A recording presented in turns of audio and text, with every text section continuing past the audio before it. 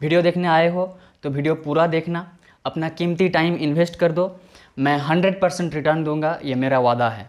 तो बजट 2024 जो था वो कॉरपोरेट एम्प्लॉयज़ के लिए थोड़ा सा एक्सपेंसिव था, लेकिन this budget is very business friendly. However, अगर आप एक कॉरपोरेट एम्प्लॉई हो तो मैं ये प्रेफर करूँगा कि आप अपना पैसा वेलकम जेंटलमैन।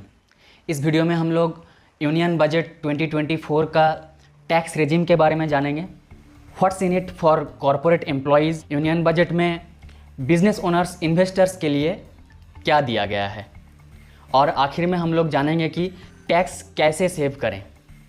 यूनियन बजट 2024 में जो भी टैक्स रेजिम लागू किए गए हैं उसको as a business owner, as a investor हम कैसे अपने फेवर में इस्तेमाल कर पाएँ। यूनियन बजट 2024 में जो स्टैंडर्ड डिडक्शन जो था वो 50,000 से 75,000 हाइक किया गया है। तो इसमें सैलरीड एम्प्लॉयज़ को अप टू 17,500 रुपीज़ तक का सेव हो सकता है। तो टैक्स स्लैब जो है 0 to 3 lakh 0%, 3 to 7 lakh 5%, over 15 lakh 30% का टैक्स लागू किया गया है।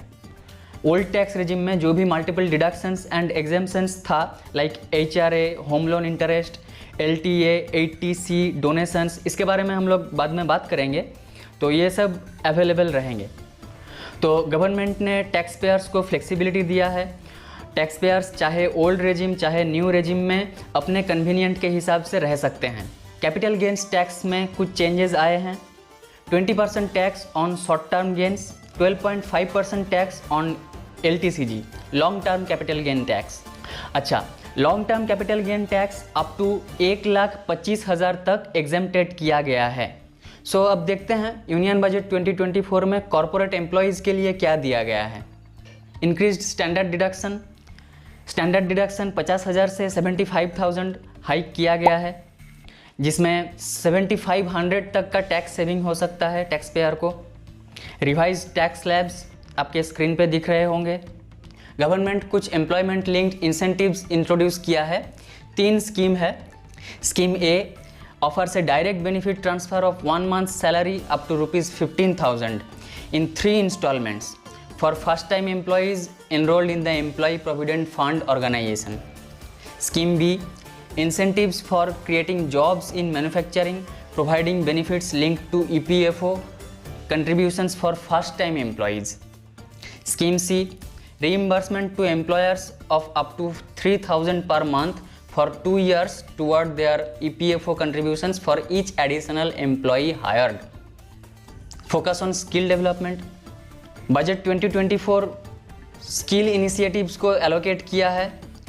Aiming to train 20 lakh youth, 5 साल में 20 लाख यूथ को ट्रेन करने का संकल्प लिया है। This includes upgrading 1000 industrial training institutes and facilitating loans for higher education which could enhance the skill set of corporate employees. अब देखते हैं बिजनेस ओनर्स के लिए बजट 2024 में क्या दिया गया है। कॉरपोरेट टैक्स फॉरेन कंपनीज़ के लिए रिड्यूस किया गया है, 40% से 35% लाया गया है। ये बेसिकली फॉरेन इन्वेस्टर्स को इंडिया में लाने के लिए ये किया गया है, जो कि बहुत ही बढ़िया है। एबोलिशन ऑफ एंजल टैक्स, ये बहुत ही बढ़िया काम किया गया है। इससे ये बताया जाता है कि जो भी एंजल इन्वेस्टर्स होते हैं, जो भी नया बिजनेस, जो भी नया स्टार्टअप में एंजल इन्वेस्टर्स इन्वेस्ट करते हैं, उन लोगों का इन्वेस्टमेंट में टैक्स एकदम एबॉलिश कर दिया गया है। इससे स्टार्टअप इकोसिस्टम को बूस्ट मिलने वाला है।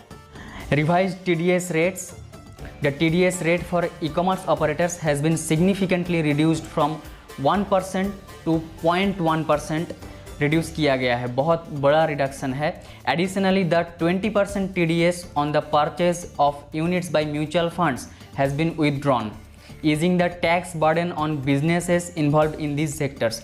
ई कॉमर्स सेक्टर का बिजनेसेस में टैक्स रिडक्शन मिला है, तो ये ई कॉमर्स सेक्टर के लिए बहुत बड़ी बात है।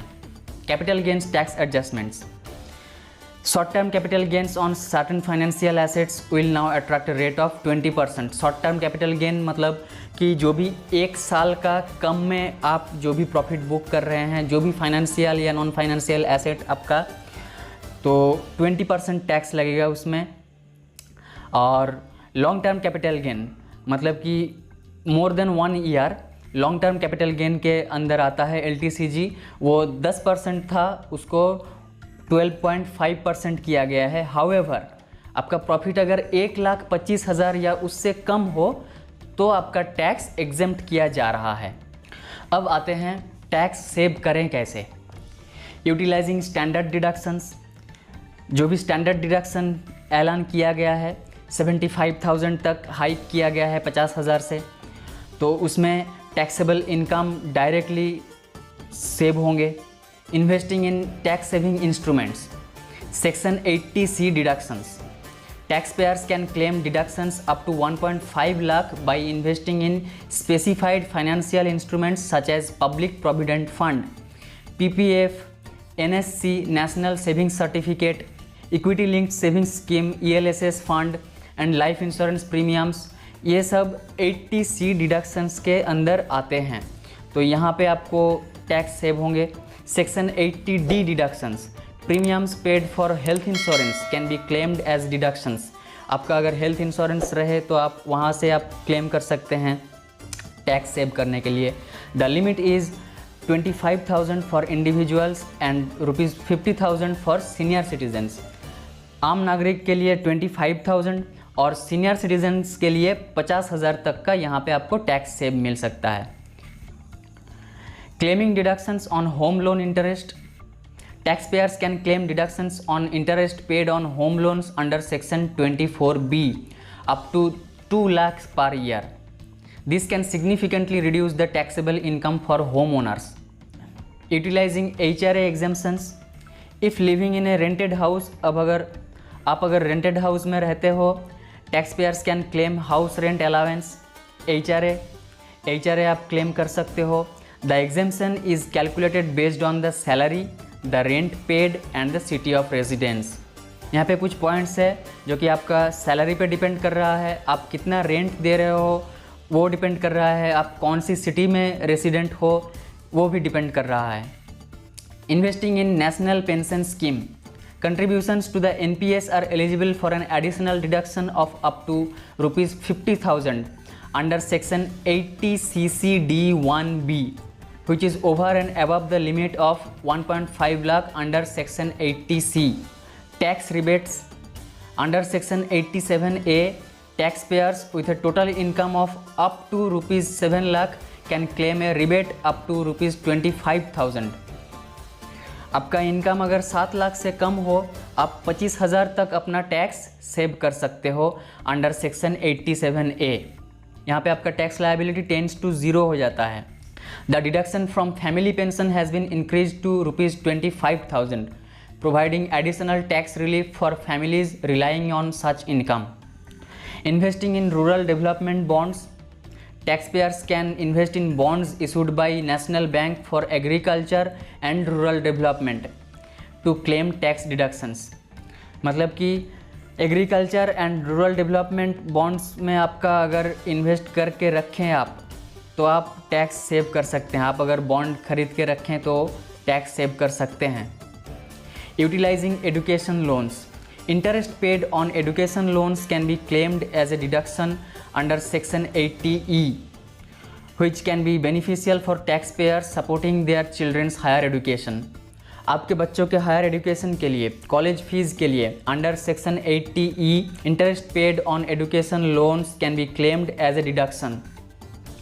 ऑलराइट, तो बजट 2024 जो था वो कॉरपोरेट एम्प्लॉयज़ के लिए थोड़ा सा एक्सपेंसिव था, लेकिन this budget is very business friendly.